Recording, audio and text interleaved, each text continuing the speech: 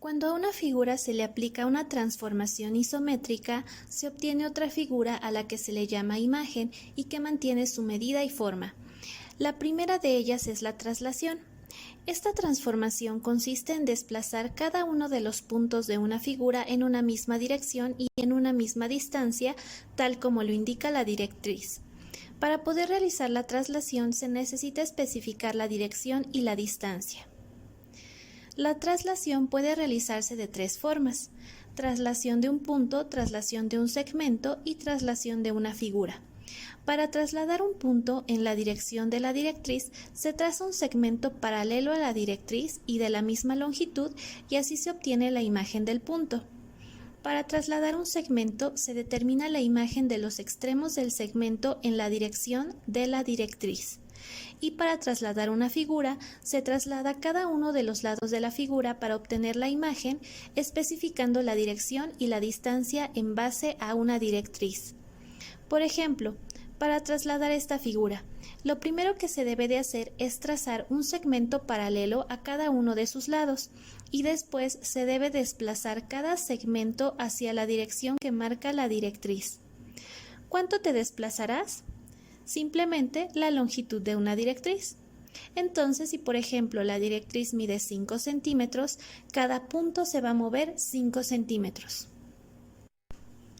Por otro lado, tenemos la rotación. Esta transformación se realiza alrededor de un punto fijo y con respecto a un ángulo dado. Para realizar una transformación como estas, se debe de proporcionar el centro de rotación, el ángulo que se va a rotar la figura y el sentido del giro. Es importante recordar que si el ángulo es positivo, el sentido del giro es opuesto al de las manecillas del reloj, y si el ángulo es negativo, el giro es en sentido a las manecillas del reloj. La rotación puede realizarse de tres formas: rotación de un punto, rotación de un segmento y rotación de una figura. Para obtener la imagen de un punto al rotarlo con respecto a otro punto, se traza un segmento que una a ambos puntos. Además, con ayuda del compás, se hace girar el segmento de acuerdo a la medida del ángulo de rotación. La rotación de un segmento se obtiene rotando los puntos extremos del segmento según lo indica el ángulo de rotación, y la rotación de una figura se debe realizar cuando cada segmento de la figura se rota para obtener su imagen dada en el ángulo y el punto fijo. Por ejemplo, para rotar el triángulo ABC con un ángulo de 60 grados con respecto a un punto cero, primero se traza un segmento desde el punto de rotación a cada uno de los puntos de la figura. Con ayuda de un transportador, desplazamos el segmento del mismo tamaño, el número de grados que te indiquen.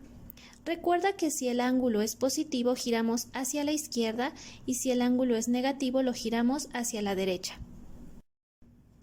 La simetría axial consiste en que cada punto de una figura le corresponde un único punto llamado reflejo, de modo que ambos equidistan de una línea recta llamada eje de simetría.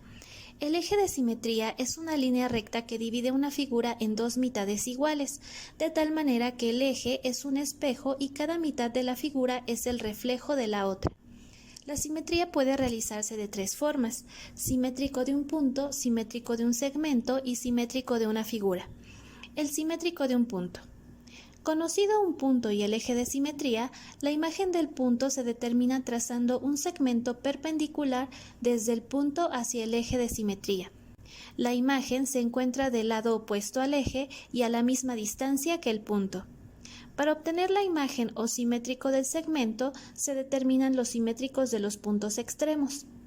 En el simétrico de una figura, para determinar la imagen, se determinan los simétricos de cada lado. Para determinar el simétrico de los lados de un polígono, se puede emplear el uso del compás. Existe otro tipo de simetría muy parecido al anterior llamado simetría central.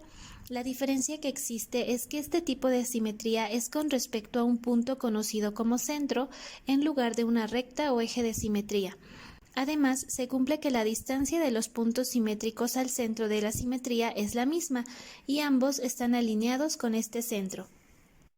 Por ejemplo, para trazar el simétrico de la siguiente figura, primero debemos de trazar un segmento que pase por cada vértice de la figura y que sea en cada caso perpendicular al eje. Después se debe de desplazar cada segmento hacia el lado contrario del eje de simetría. ¿Cuánto te debes de desplazar? Pues te vas a desplazar la longitud de cada segmento.